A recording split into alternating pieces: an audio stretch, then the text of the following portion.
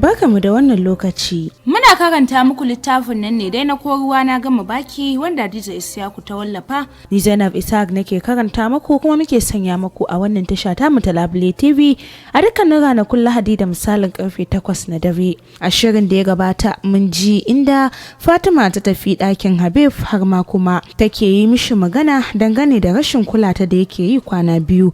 Muka ce cikin rawan murya idan sa jajir da kansa yana matuƙar sara mishi yake cewa Fatima me ya kawo ki? Ta ce mishi dole in zo sakamakon yanzu baka ta ni baka kula ni. Har ma muka ji shi ɗan ya kusa giftawa a tsakanin Fatima Jummai da kuma shi kanshi Habib, inda Habib din ya rike ta har ma muka ce abban shi da ya ji tamkar ana yin magana ana iface a ɗakin Habib ya turo kai ba tare da yayi sallama ba. Gaban shi na wata irin faduwa ya zagaya ɗakin Habib tare da banka da kofar ɗakin da ƙarfi ya shiga mutuwa tsaye lokacin da idanunsa suka dara akan Habib da ke riƙe da Jummai a hannu. Cikin ƙaraji ya ce Habib yanzu kuma shirin zai ɗora. A fargice Habib ya saki Jummai tare da waigowa suka yi ido hudu da abban shi. Kunya da tashin hankali da Habib ya samu kansa a ciki ba su misaltuwa.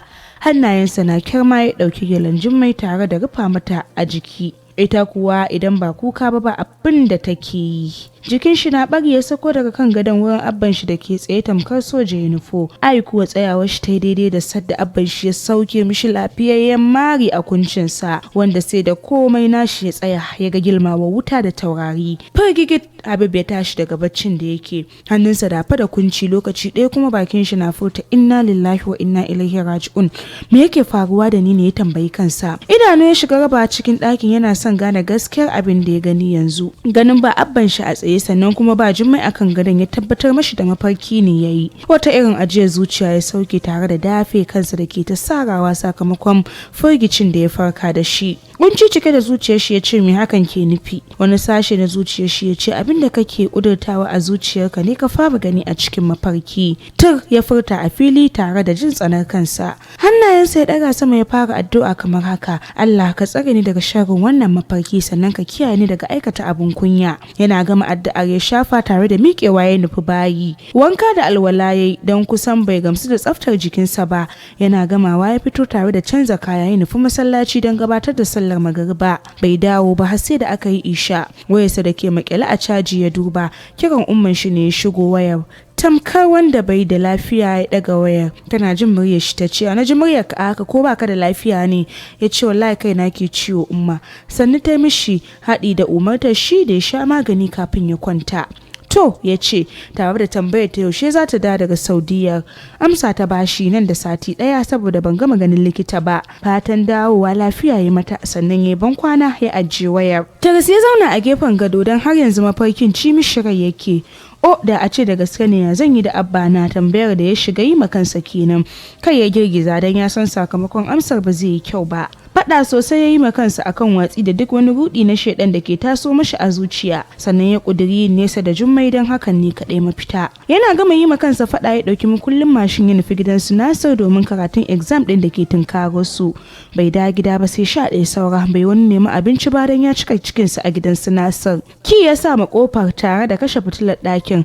Kai tsaye gadansa ya haye ya kwanta cikin ikon Allah bacci mai nauyi ya tafi da shi. Tun daga wannan rana Habib ya fara wasan buya da Jummai. Idan ya fita tun safe mai dawowa gidan sai an yi isha'i. Ai kuwa Jummai ta rasa inda za ta sa kanta saboda kewar shi. Bini tana waje don ganin ko za ta ganshi.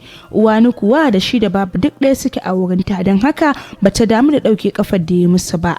Tamkar marar lafiya Jummai ta koma har uwani ta fara tunanin ko gida take so. Shi ma juriya kawai yake amma ba da ransa ya so ya nisa da sahibarsa ba. Da safe yana cikin kulle ɗakin shi ya ji takun mutum a bayansa. Yana waigawa ya ga Jummai, ras kafan shi ya faɗi take mafarkin da ya yi rannan ya faɗo masa a rai. Ita ma faɗuwa gabanta ya yi lokacin da ta ga ya haɗe fuska. Tunani ta shiga yi ko ya daina santa ne dan bai taɓa mata irin haka ba. Jiki a sanye ta juya za ta koma inda ta fito. Fatima ya kira sunanta don ya fahimci kamar ranta ya ɓaci. Yin tsayawa ta ci gaba da tafiya bayan ta ya bi tare da ci gaba da kiranta amma ta ki sauraron shi. Bai ji daɗin hakan ba, ciki ya shiga shi ma ya same ta kwance falo tana ta sharɓa kuka. Daidai sai kanta ya tsaya ki gafarce ni Tima. yanzu makaranta zan je, idan na da za mu yi magana. Yana faɗin haka ya juya ya fita. Kuka ta ci gaba da yi, uwani na fitowa ta shiga zazzaga mata masifa, wai ta gaji da wannan sakarcin da ta tsiro mata. Idan gida take so to ta tattara kayanta ta koma. Shiru Jummai ta yi tana ta sauke ajiyar zuciya. Da yamma Habib na dawowa daga makaranta ya shigo ɗakin uwani. Zaune ya same su a falo, Jummai na mata tsifar kai. Gaisawa suka yi da uwani, ta tambaye shi ina ya shige kwana biyu. Idan sana kan Jummai da take haɗa rai, ya ce exam muke shi yasa bana zama. Allah ya jagoranci. Uwani ta ce masa ya amsa da amin ya Allah. Fuskarsa da yadda dariya ya dubi Jummai ya ce Jummale yau ba magana. Baki uwan ta taɓe ta ce tana jin wulakanci fa ya za a yi ta yi magana. Dariya ce ta kusa subuce ma Habib. To ko gida take so, uwan ta ce ai jibi zai za ta tafi. Kowa ma ya huta, ni ba zan juri bakin ranta da ta tsira kwanan nan ba. Baki buɗe kalli Jummai da ke shirin fashewa da kuka. Bakar idon uwani ya ɗaga mata hannu alamar ya haƙuri. Haɗe kukan ta yi ta ci gaba da tsefe ma uwani kai. Hira suka riƙa yi da uwani amma idan sana kan kayan turawan da ke jikin Jummai, wadda rigar ta fito da duk wani shaf na jikinta. Ta kyalakar jikinsa ta saki, sha'awar da kullum yake yaki cewa a zuciyar shi ta taso mashi. Duk yadda ya so ya hana kansa satar kallon Jummai amma ya kasa, ita kuwa tun da ta lura da hakan ta sadda kanta ƙasa. Yana zauna ta gama tsifar uwani na tashi ta ce ma Jummai ki nemo hijabin ki yanzu zan je kitsan. Tana gama faɗin haka ta nufi bedroom. Habib ya ji daɗin shigewar ta don magana yake son yi da Jummai. Idan sa akan ta ya ce ina ne gidan kitsan. Takaitacciyar amsa ta bashi da nan baya ne. To ma a can ya faɗa dan ya gane gidan kitsan. Tashi ya koma ɗakin shi.